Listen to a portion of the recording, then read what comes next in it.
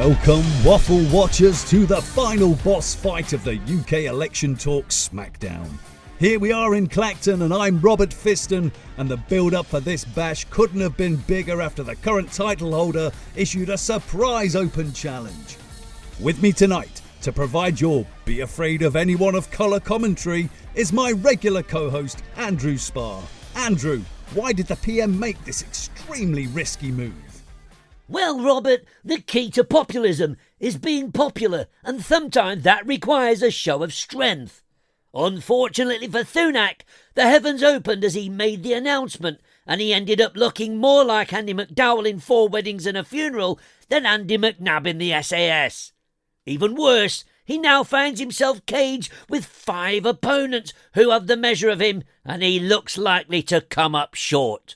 I'm glad you mentioned the cage. Let's not forget this match type was changed up a week after the initial announcement with the news that Nigel Farage was returning to make this a hell with an incel match.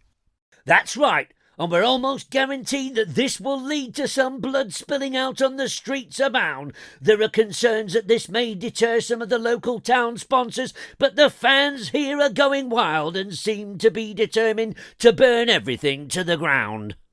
On that note, a quick reminder that tonight's battle is sponsored by Goodbye Fresh, the post-Brexit food delivery service that simplifies your weekly shopping by making you grateful for whatever you can get. Order now with the promo code REFORM for a 20% discount on the value of the pound in your pocket. And now, with everything to fight for and not much substance to vote for, let's get straight to the action. Your ring announcer is Match Caller Koonsberg. Ladies and gentlemen, welcome to this Disloyal Rumble. In the blue corner, he is the master of causing disaster, the D-Day deserter, the no-sky captain himself, Rishi Sunak.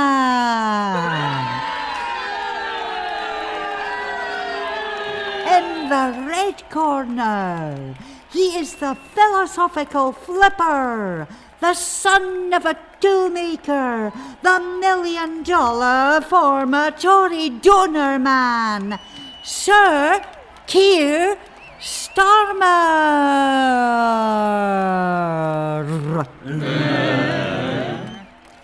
In the yellow corner, he is the Rejoin teaser, the old folk pleaser, the village fete local geezer, Ed Davey.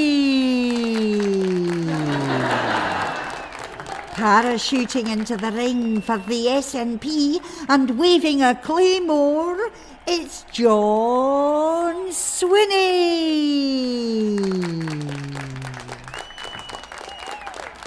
And rising from the sewer below the ring, he is the Fashmaster General, the snake, the cock, the People's Trumpion, Nigel the Shitman Farage. Reform. This fight will consist of... what? Oh, of course, sorry. And in the green corner, because short rules say we have to include them, they are the dynamic duo of democracy, the planet power pairing, the recycling wrecking balls, Carla, the Mauler Denier, and Adrian Ram-Man Ramsey.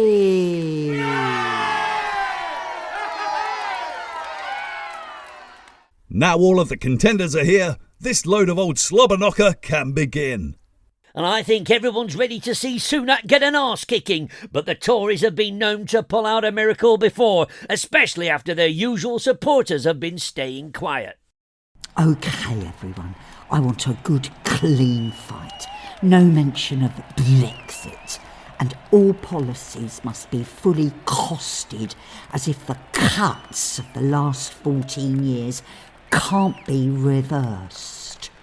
go to your corners or whatever festering sludge pit you come from and come out shiting.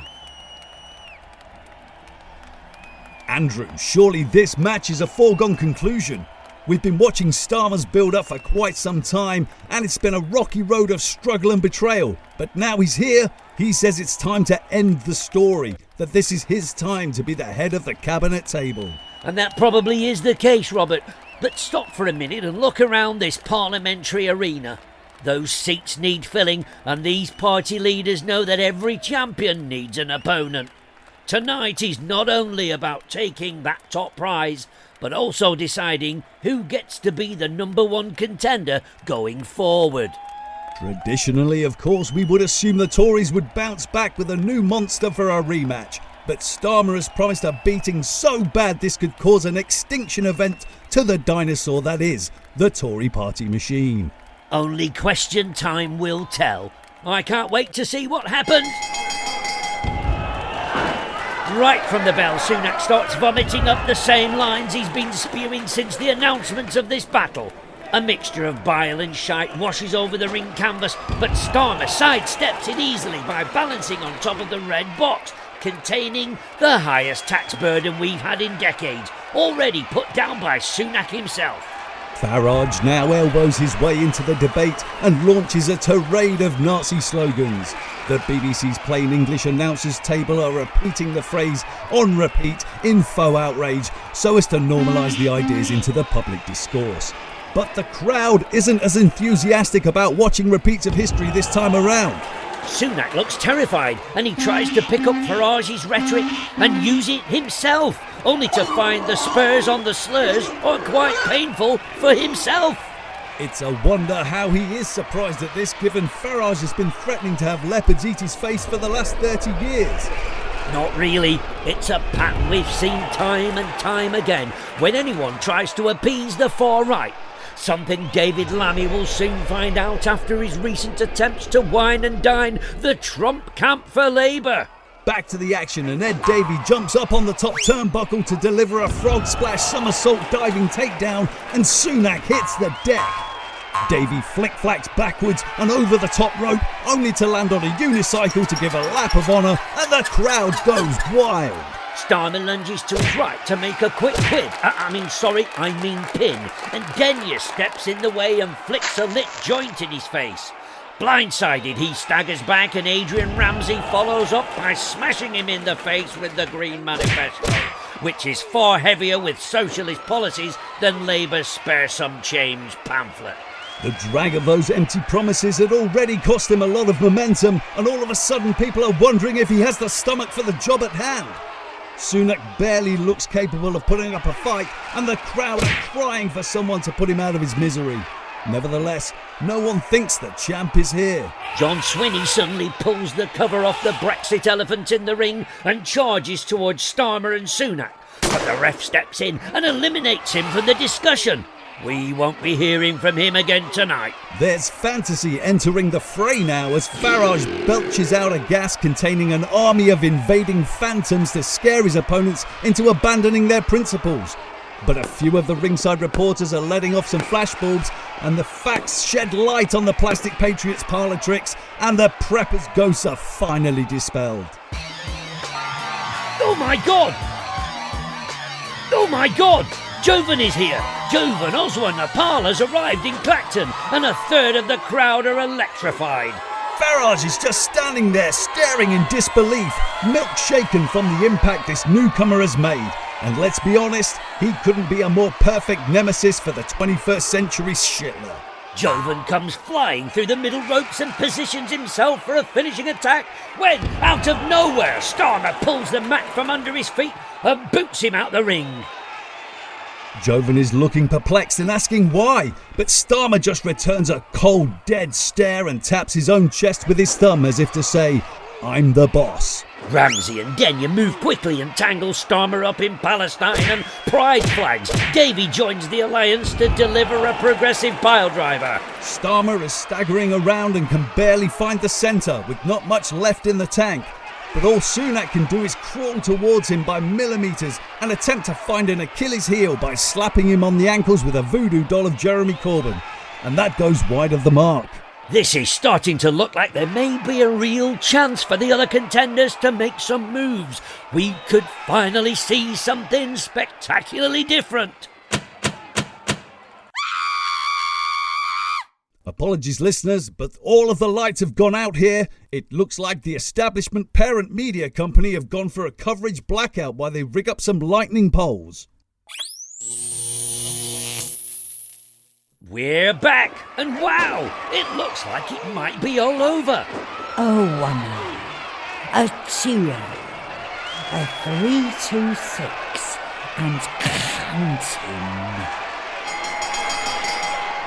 And Starmer has taken it. Sunak just seemed to lay down and die while Starmer tripped and fell over everything put in front of him, only to land the win by default. The fireworks are going off, but no one in the crowd looks happy. They're all still out of pocket from the ticket price attached to this debacle and ready for the same old routines next week. No one really feels like a winner, except of course all of those MPs that had a bet on when tonight's match was going to be, or a flusher on themselves to lose. Farage has grabbed a seat and he's smashing Starmer on the back of the head with it.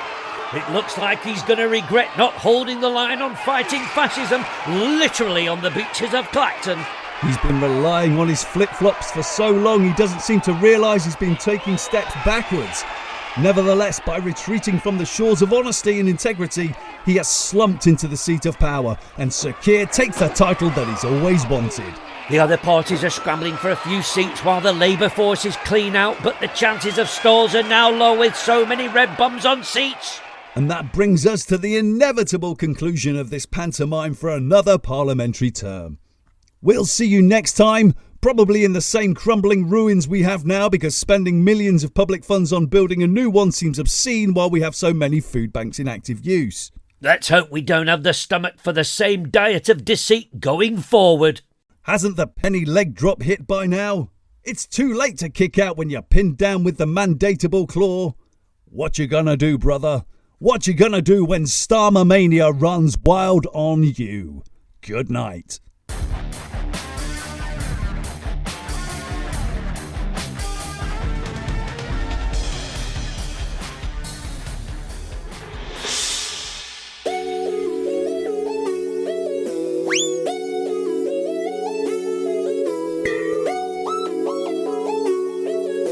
The Strange Mole Show.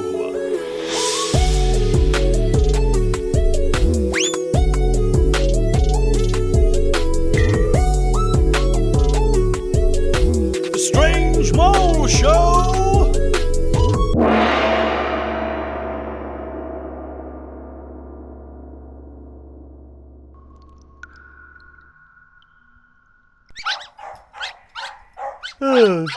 Here you go, my beauties. Dinner time. Now then, what else needs doing? I suppose I should go over the good egg inventory again whilst they're incubating. 1, 2, 3, 4... Hang on, my boy. How is everything? Well, surprisingly calm, sir. All of our systems are showing strong and stable. The lapdogs have been fed and the funding is coming in thick and fast. The voting for the general election is imminent, and it looks like all of your plans have worked perfectly to deliver a whopping Labour majority. Excellent. As a wise man once said, I love it when a plan comes together. Indeed, sir. I must say, it's a refreshingly stark difference to my time working with Professor Throdinger. How so? Well, every day we seem to move from one crisis to the next, and we never really managed to deliver the technical solutions to Brexit like we promised. Whereas you, sir, well, you seem to have everything locked down, if you pardon the COVID expression. I don't know how you've done it. It was all very simple to solve if anyone stopped to think about it logically. I simply took the data from all the times that the Tories won power, compressed all of their catastrophic cock-ups and cruelty into a constant. Let's represent that with the letters GTTO, and then subtracted the values of H and I to get the formula for the Labour Manifesto. What do the H and the I stand for? Honesty and integrity, of course. And then I put this back into the dissatisfaction amplifier via a focus group feedback loop, coated it with sugar, and then I fed it to the masses when the election bell rang. But there's one thing that puzzles me, sir. What's that? I don't see Brexit anywhere in the calculations, sir. For goodness sake, Igor. The public never really swallowed that, and you should know better than to mention the B word in this unstable environment. Quickly, pull the lever on the blue box over there. Yes, sir.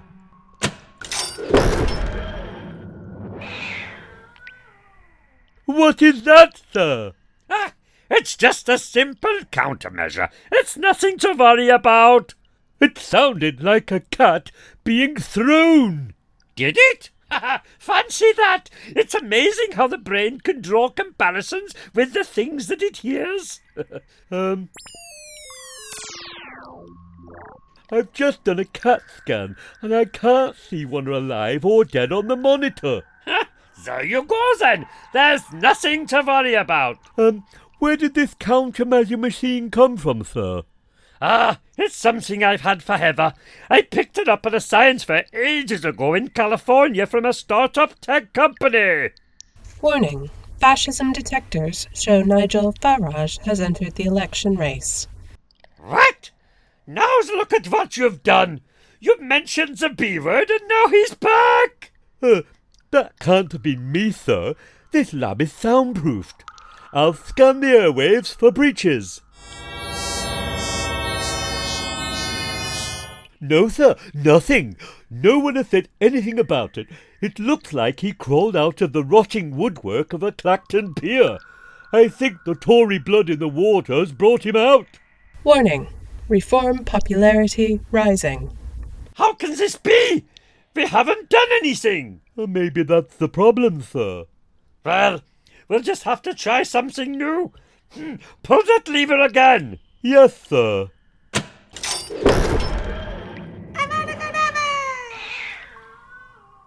Warning. Fascism still rising. Damn it! That's not working either!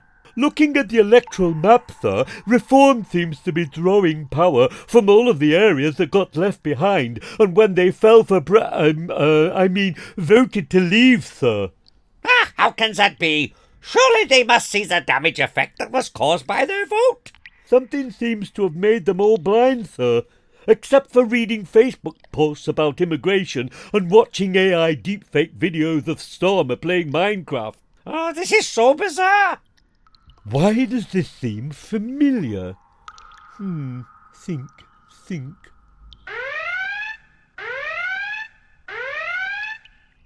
Sir, long-range scanners detect France is also going fascist. What the hell is going on? Shall we try this lever again, do you think? No, sir. Tell me more about the company that you got this magical tech box from.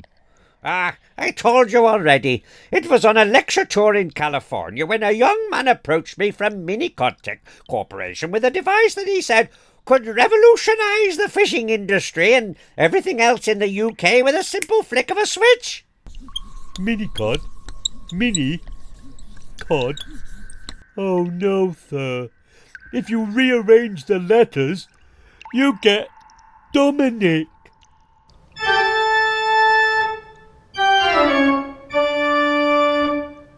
What? Oh, we need to get out of here, sir, right now. Why? What's going on? There's no time to explain, sir. Quickly, get into the van, we have to go. But what about the test subjects? They're already infected, sir. We have to leave now.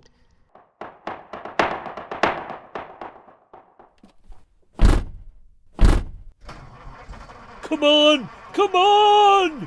Igor, I demand that you tell me what's going on. Why are you so afraid? It was the anagram in the name Minicod. I should have known. Professor Throdinger assumed he was defeated as soon as his death was cleared and packed away in a box. But of course, he never checked to see if he was alive or dead. Stupid! Who is Minicod? If you rearrange the letters, you get Dominic. It's Dominic Cummings, sir.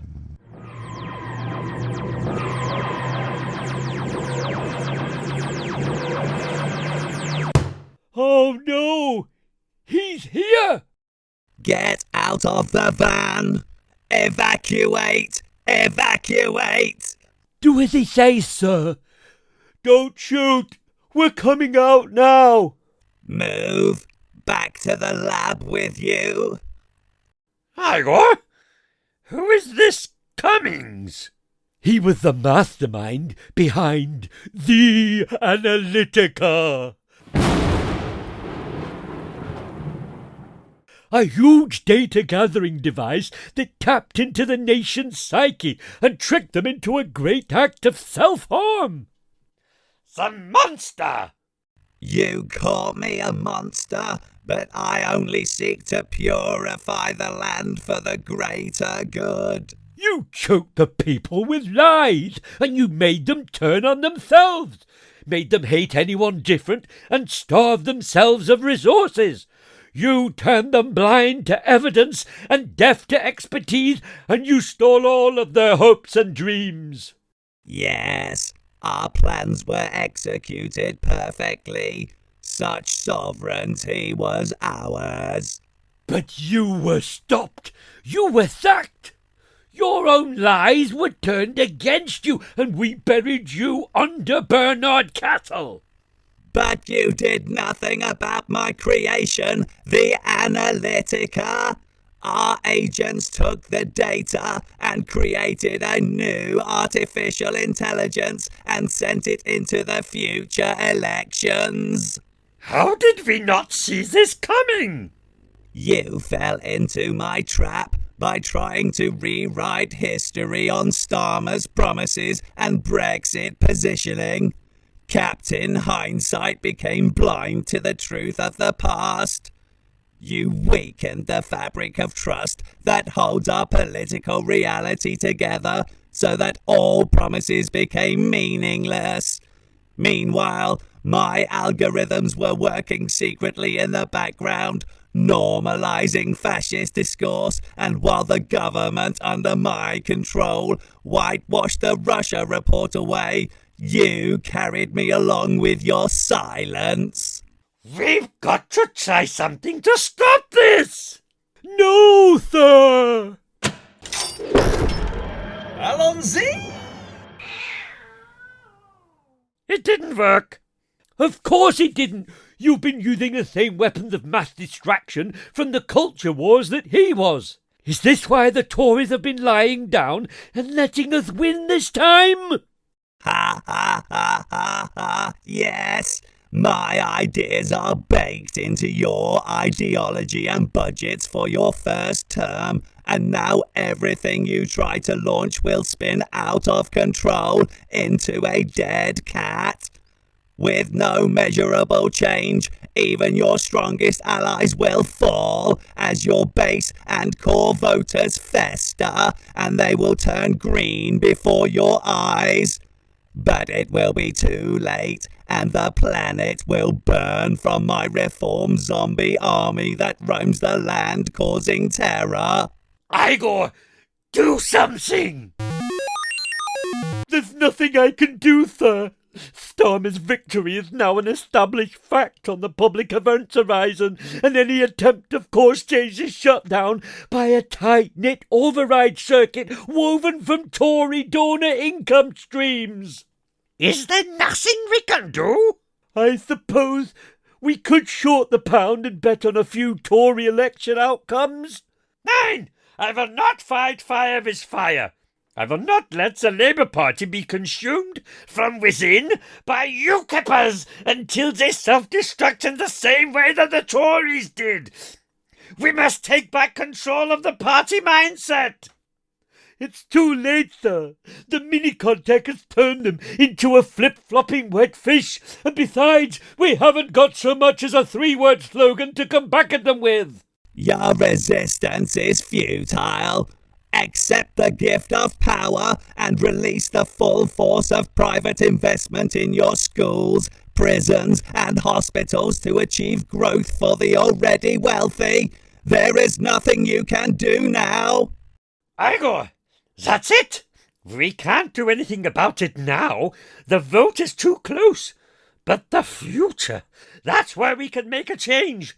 Come on, back to your van with the Quantum Leap Accelerator pedal! Yes, sir. No, you cannot stop my progress. Deregulate, deregulate. To be continued.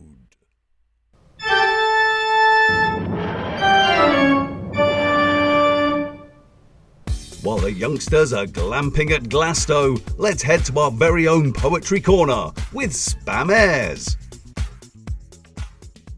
What with everyone talking about this here general election, I thought I'd give you a reminder of what it's all about. What's this all about then? This leaflet by my door, full of all these promises and nothing to vote for? Sunak lying in the road for Nigel's battle bus. Starmer pulls his candidate for causing too much fuss. What's this all about then? Tories being Tories, Labour bringing small c change and telling the same stories. The Greens, the Libs, the SNP all sounding much more stable. But Labour steam first past the post and PR's off the table? What's this all about then? A limited company? Does the Fraud Act not apply to their duplicity? The papers, podcasts, TV shows all normalise the discourse, and inch by inch they gain the ground to give their hate some real force. What's this all about then? Starmer's a dead cert. Don't expect a flood of growth. It's going to be a spurt. 'Cause no one mentions Brexit. We ignore the elephant. But if you think you can make it work, well, you're just a stupid cunt. And there's time for one final lament from the Tories. Let's head to the pyramid scheme stage now to hear Chasing Votes.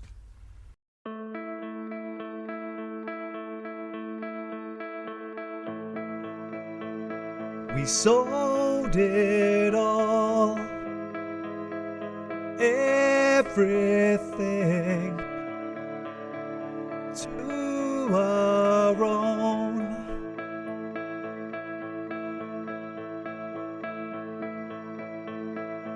It's just greed, you can see, like anyone. But if I stoke fear, if I just stoke fear, would the lies work? Would you just forget the past?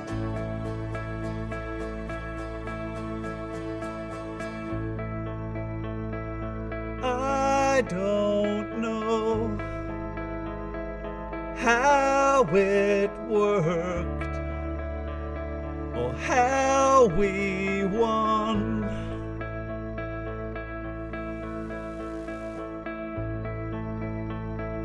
Just 3 words on a bus just aren't enough.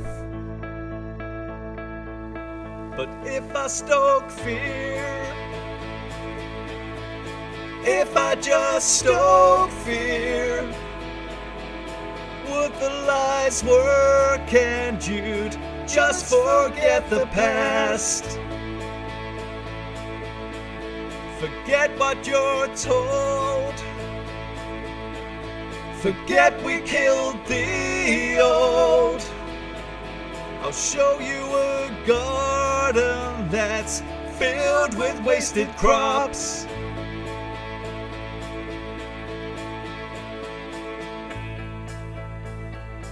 Don't waste time chasing votes. Place your bets.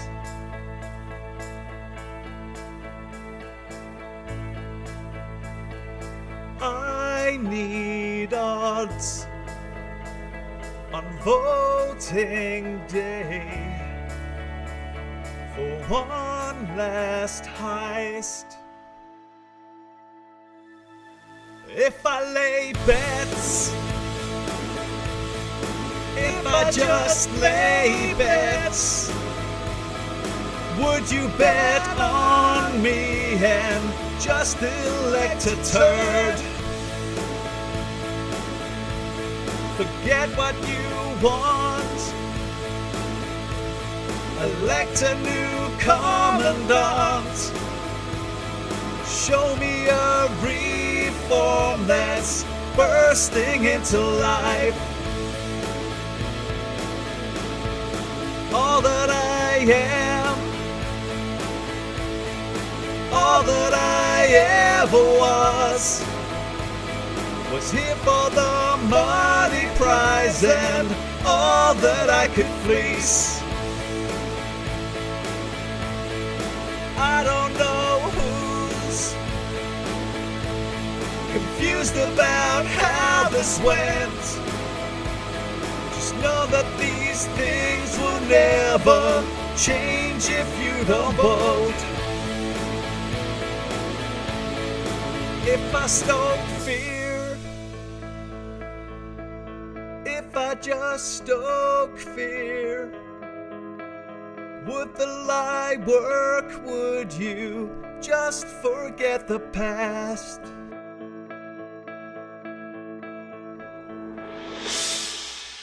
The Strange Mole Show is written by the Holy Mole and performed alongside Chris Doc Strange and Chrissy Grech. Additional musical material by Augusta Lees. Find back episodes at strangemole.co.uk.